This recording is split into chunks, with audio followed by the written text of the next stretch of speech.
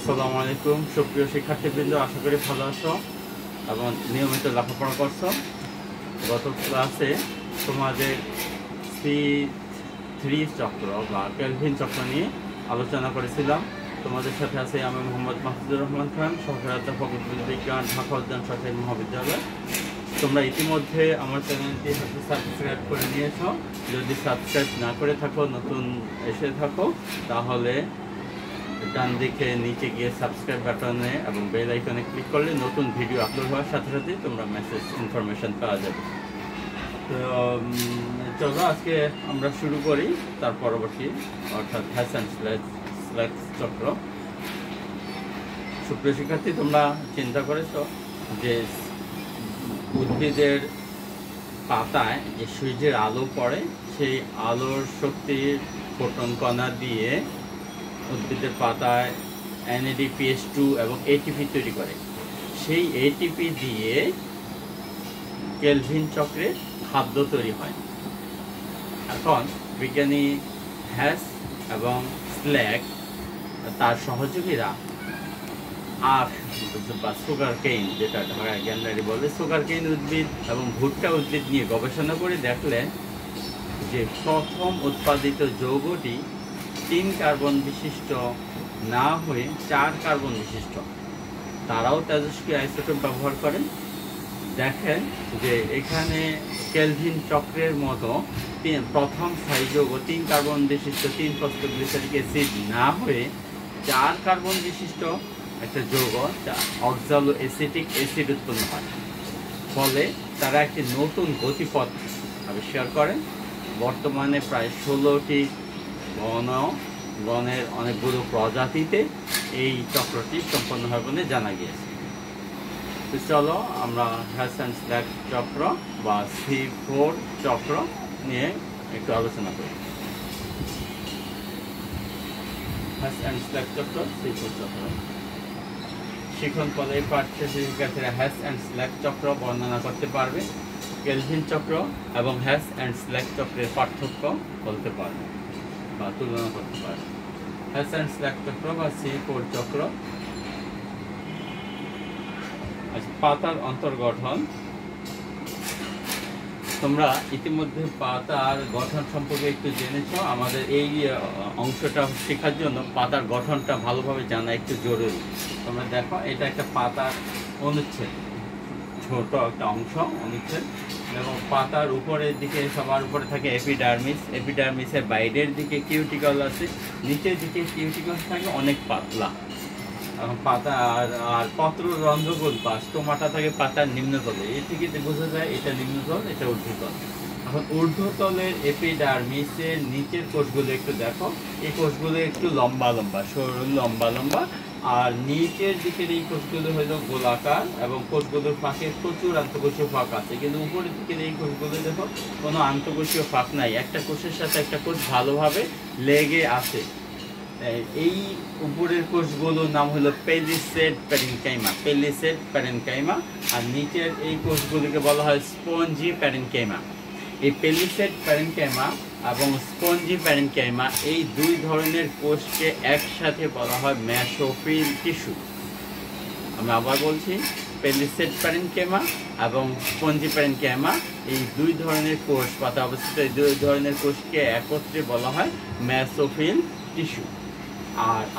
আর এইখানে প্রচুর ক্লোরোফিল থাকে।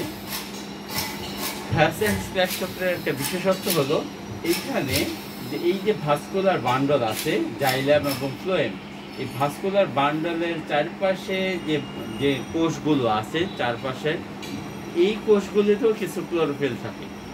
এইদেরকে বলা হয় বান্ডল শীতস্থ ক্লোরোপ্লাস্ট। এই কোষে যে ক্লোরোপ্লাস্ট থাকে সেগুলো হলো বান্ডল শীতস্থ ক্লোরোপ্লাস্ট, আর এগুলো হলো মেসোফিল কোষস্থ ক্লোরোপ্লাস্ট।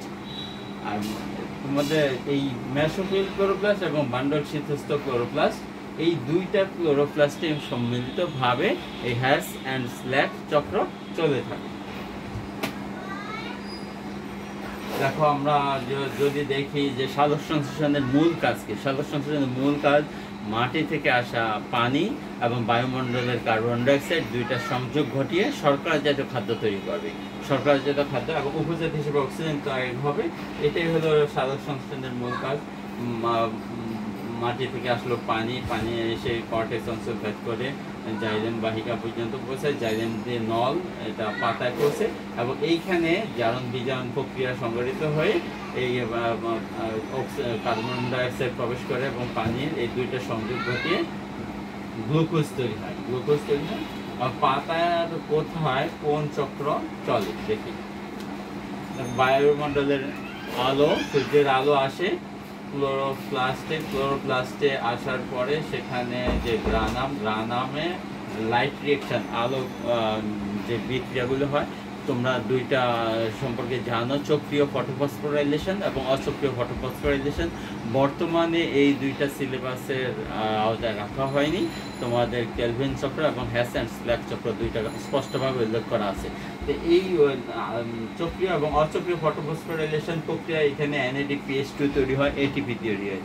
সেই এটিপি NADPH2 মিলে কেলভিন চক্র যে ধাত্র সেখানে হয় কেলভিন চক্র এবং হ্যাস অ্যান্ড স্ল্যাক চক্র। এখন দেখো C4 পাথওয়ে, এটা পার্থক্যটা কোথায়? C3-তে উদ্ভিদের সমস্ত এই ধরনের উদ্ভিদে, এই C3 উদ্ভিদে শুধুমাত্র মেসোফিল কোষের ক্লোরোপ্লাস্ট থাকে, বান্ডল শীথে কোনো ক্লোরোপ্লাস্ট থাকে না। ফলে এখানে C3 উদ্ভিদে কোনো C4 চক্র চলে না। কিন্তু C4 উদ্ভিদে মেসোফিল কোষের যে ক্লোরোফিল থাকে সেটা ছাড়াও বান্ডল শীথেও কিছু ক্লোরোফিল থাকে। এই কারণে এখানে দুইটা চক্র চলে, একটা হলো হ্যাস অ্যান্ড স্ল্যাক চক্র, আবার কেলভিন চক্র, দুইটাই এখানে চলে। অর্থাৎ C3 এবং C4 দুইটা সম্মিলিতভাবে খাদ্য তৈরি করে। ফলে এই C4 উদ্ভিদ যেই উদ্ভিদ সেখানে খাদ্য উৎপাদনের হার বেশি। এবার আমরা চক্রটাকে একটু দেখি। যেহেতু দুই ধরনের ক্লোরোপ্লাস্ট আমরা দেখেছি, মেসোফিল ক্লোরোপ্লাস্ট এবং বান্ডল শীথস্থ ক্লোরোপ্লাস্ট, এই দুইটা ক্লোরোপ্লাস্টকে প্রথমে ভাগ করেছি।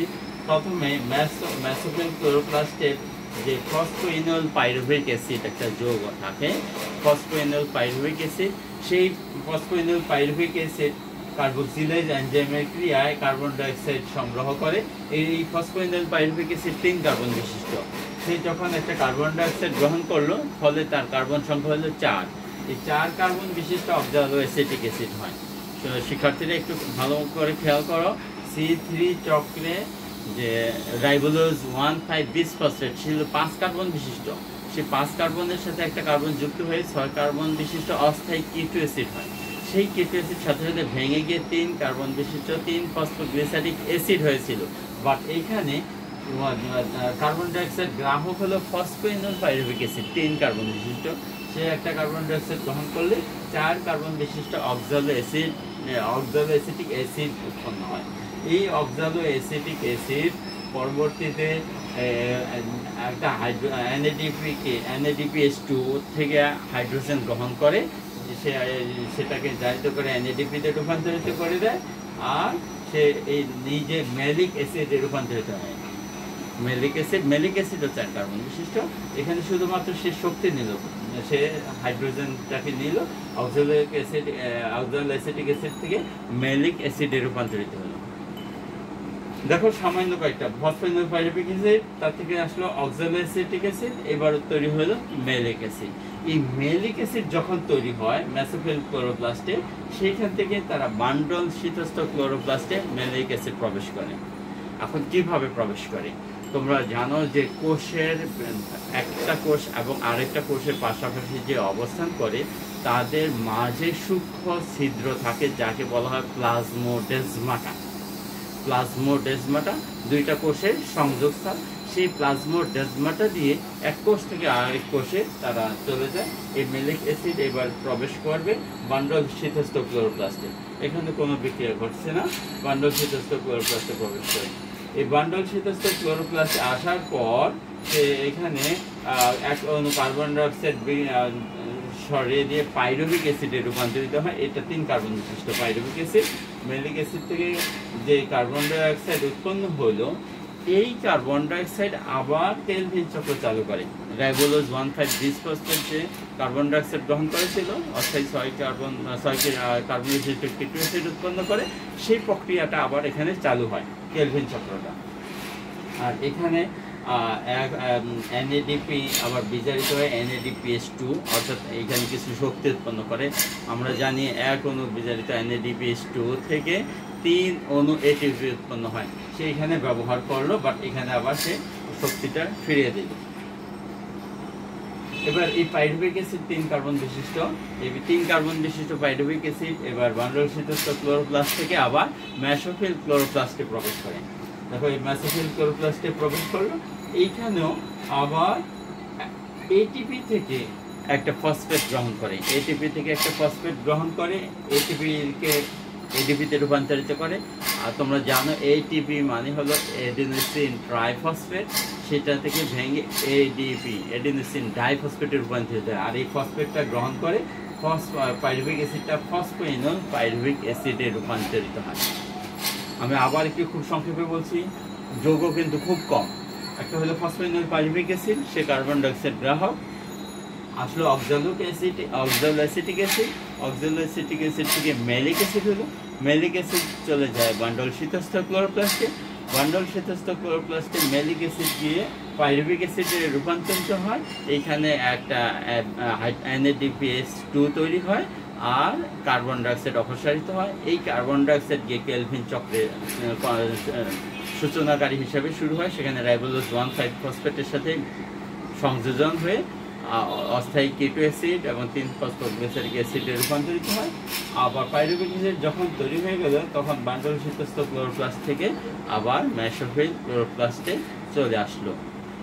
এইভাবে এই চক্রটাই হলো হ্যাশ অ্যান্ড স্ল্যাক চক্র। নিশ্চয়ই তোমাদের কাছে অনেক সহজ মনে হয়েছে, কারণ এখানে বিক্রিয়া অনেক কম, অনেক অল্প যৌগ উৎপন্ন হয়। এইভাবে এইখানে আমরা যদি আবার একটু সংক্ষেপে দেখি C4 চক্রটা, একটু উল্টা ভাগ আছে, যে ফসফোইনল পাইরুভেট বা ফসফোইনল পাইরুভিক অ্যাসিড, সে কার্বন ডাইঅক্সাইড গ্রহণ করে 4 কার্বন বিশিষ্ট অ্যাসিড উৎপন্ন করে। এই 4 কার্বন বিশিষ্ট অ্যাসিড উৎপন্ন হওয়ার পরে সে বান্ডল শীতস্থ ক্লোরোপ্লাস্টে চলে যায়, সেখান থেকে গিয়ে এখনো কার্বন ডাইঅক্সাইড অপসারণ করে, কেলভিন চক্রে আবার চালু হয়ে যায় এবং নিজে 3 কার্বন বিশিষ্ট অ্যাসিড, যেহেতু 4 কার্বন বিশিষ্ট অ্যাসিড মেলিক অ্যাসিড থেকে একটা কার্বন ডাইঅক্সাইড অপসারিত হয়ে গেলে সেটা পাইরুভিক অ্যাসিডে রূপান্তরিত হয়। পাইরুভিক অ্যাসিড হলেই সে বান্ডল শীতস্থ ক্লোরোপ্লাস্ট থেকে মেসোফিল ক্লোরোপ্লাস্টে প্রবেশ করে এবং আবার সে ফসফেট গ্রহণ করে, ফসফোইনল পাইরুভিক অ্যাসিডে রূপান্তরিত হয়। এভাবে চক্রে আর কি চালু থাকে। আমরা যদি এখানে একটু দেখি, এখানে দেখো ফসফোইনল পাইরুভেট কার্বন ডাইঅক্সাইড গ্রহণ করতেছে মেসোফিল ক্লোরোপ্লাস্টে।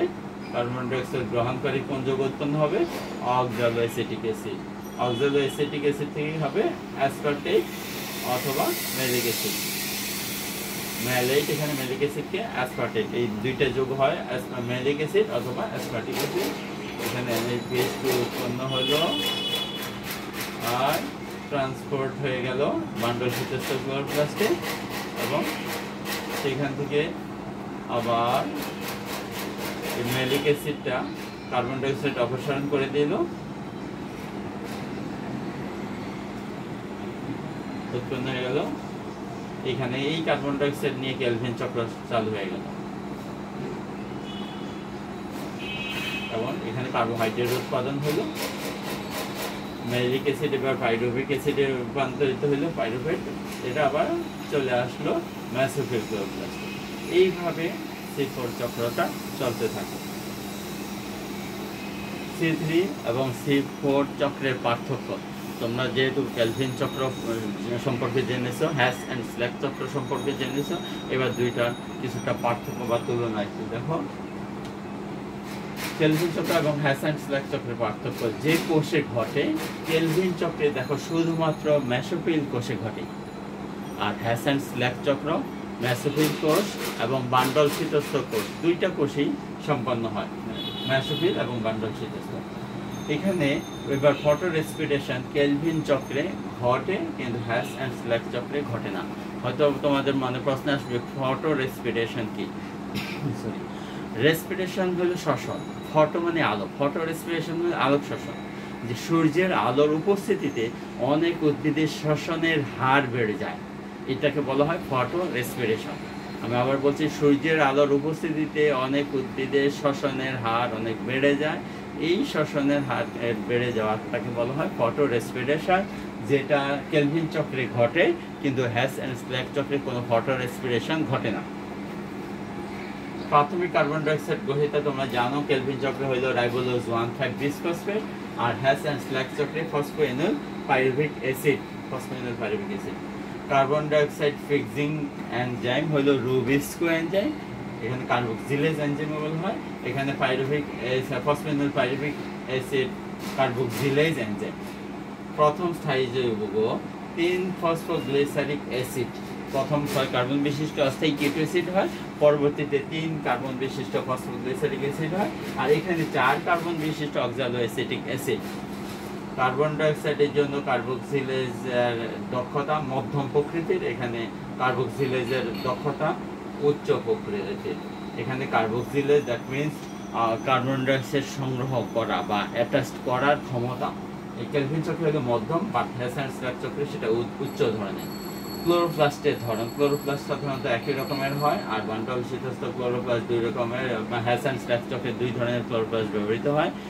ম্যাসোফিল ক্লোরোপ্লাস্ট, ম্যাসোফিল কোষস্থ ক্লোরোপ্লাস্ট, আর বান্ডল শীতস্থ ক্লোরোপ্লাস্ট।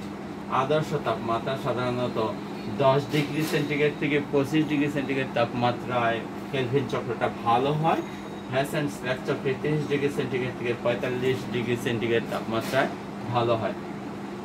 কার্বন ডাইঅক্সাইডের ঘনত্ব বায়ুমণ্ডলে প্রতি মিলিয়নে কমপক্ষে 50 ppm পার্টস পার মিলিয়ন, 1 মিলিয়নের ভিতরে percentage per million carbon dioxide থাকা প্রয়োজন। আর বায়ুমণ্ডলে প্রতি মিলিয়নে কমপক্ষে 0.10 ppm কার্বন ডাইঅক্সাইড থাকলেও চলবে। দেখো এইটার সাথে এইখানে মিল আছে, 6 নম্বরের সাথে 9 নম্বর, যে এইখানে কেলভিন চক্রে কার্বন ডাইঅক্সাইডের অ্যাডজাস্ট করার ক্ষমতা, গ্রহণ করার ক্ষমতা বলতে দক্ষতাটা মধ্যম প্রকৃতির। এই কারণে বায়ুমণ্ডলে বেশি পরিমাণে কার্বন ডাইঅক্সাইড থাকলেই তখন এই কাজটা কেলভিন চক্র চলে, বাট হ্যাস অ্যান্ড স্ল্যাক চক্রে সামান্য কার্বন ডাইঅক্সাইড পেলেই এই চক্রটা চলতে পারে। তো চলো আমরা যে এই যে কেলভিন চক্র এবং হ্যাস অ্যান্ড স্ল্যাক চক্র পার্থক্য দেখলাম, যে সকল উদ্ভিদে কেলভিন চক্র বা C3 চক্র চলে সেই সব উদ্ভিদকে বলা হয় C3 উদ্ভিদ। ঠিক তেমনি যে সকল উদ্ভিদে C4 চক্র বা হ্যাস অ্যান্ড স্ল্যাক চক্র চলে তাদেরকে বলা হয় C4 চক্র। এখন C4 উদ্ভিদ যে উদ্ভিদে হয় সেটা হলো C4 উদ্ভিদ। চলো আমরা C3 উদ্ভিদ এবং C4 উদ্ভিদের একটু পার্থক্য দেখি। C3 উদ্ভিদ এবং C4 উদ্ভিদ। তাপমাত্রা, C3-তে উচ্চ তাপমাত্রায় খাপ খাইয়ে নিতে সক্ষম নয়। তোমরা দেখেছিলা যে অপটিমাম টেম্পারেচার, এখানে আবার একটু দেখো, এখানে 10 ডিগ্রি থেকে 25 ডিগ্রি হলো কেলভিন চক্রে, হ্যাস অ্যান্ড স্ল্যাক চক্রে হলো 30 ডিগ্রি থেকে 45 ডিগ্রি। এই কারণে দেখা হয়েছে যে উচ্চ তাপমাত্রায় এরা খাপ খাইয়ে নিতে পারে না C3, আর C4 উদ্ভিদগুলি উচ্চ তাপমাত্রায় তারা খাপ খাইয়ে নিতে পারে।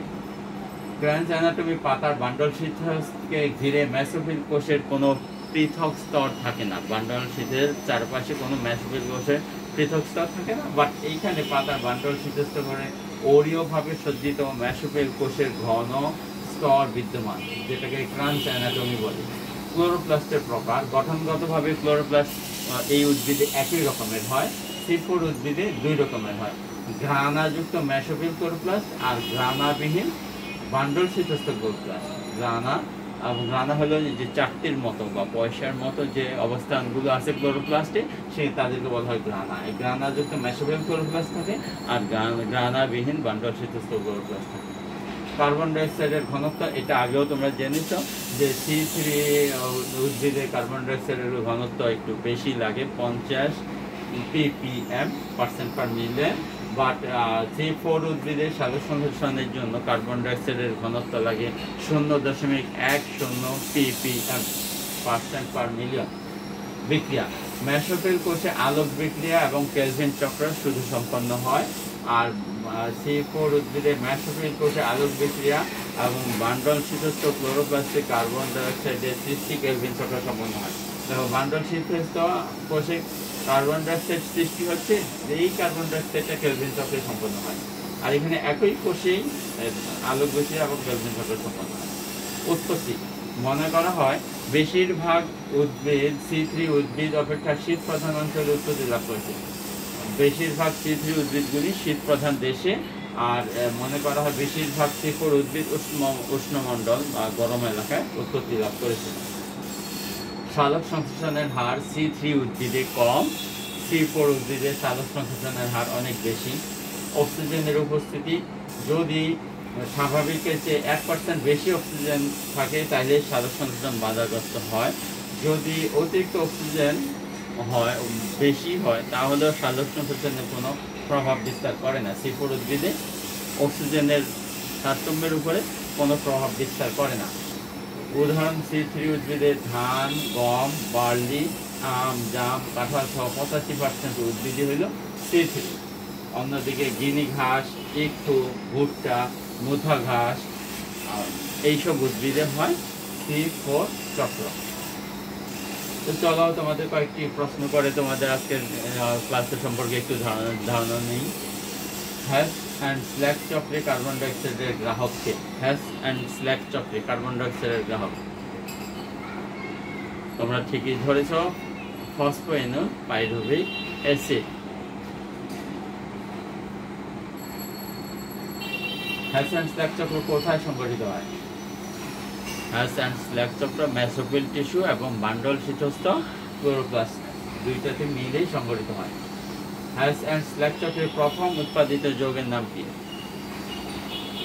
হ্যাশ অ্যান্ড স্ল্যাক চক্রের প্রথম উৎপাদিত যৌগের নাম 4 কার্বন বিশিষ্ট অক্সালো অ্যাসিটিক অ্যাসিড।